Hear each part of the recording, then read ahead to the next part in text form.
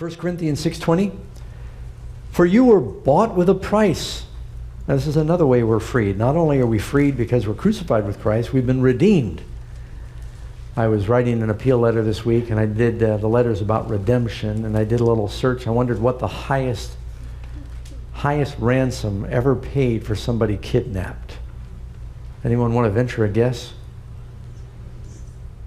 You remember when Patty Hearst was kidnapped? I think Randolph Hearst paid like $2 million. And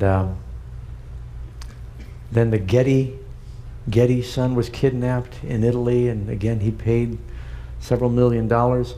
Well, a few years ago, the son of a Hong Kong billionaire was kidnapped, and they paid $135 million. I don't know how you get all that in cash.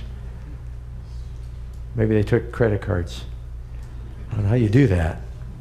But that's the highest ransom that was ever paid, $135 billion. Question is, was the son worth it? Was to the father. How much was paid for your ransom? More than $135 billion? Or million, rather? It was $135 million. He was a billionaire. Are you worth it? We are to the Father. Think about what you're worth. And he did that. Now, does the father pay that ransom to lock the son up in a room somewhere else so he won't be kidnapped? Or does he pay the ransom to set him free? Why does God pay this ransom? To set us free. Now, I know it might seem like a contradiction, but the true freedom only comes to those who are Christ's slaves. True freedom in life will only come to those who are slaves to Jesus. How does Paul begin all of his letters? Paul, servant of Jesus Christ. If you look at that word servant there, it is the same word that is used for slave.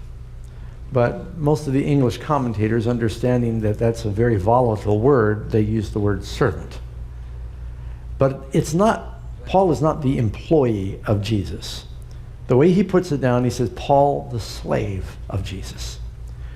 Was he a willing slave? He loved his master. It's by choice. Galatians 5:1. Let's start plowing our way now through these verses that we've been given.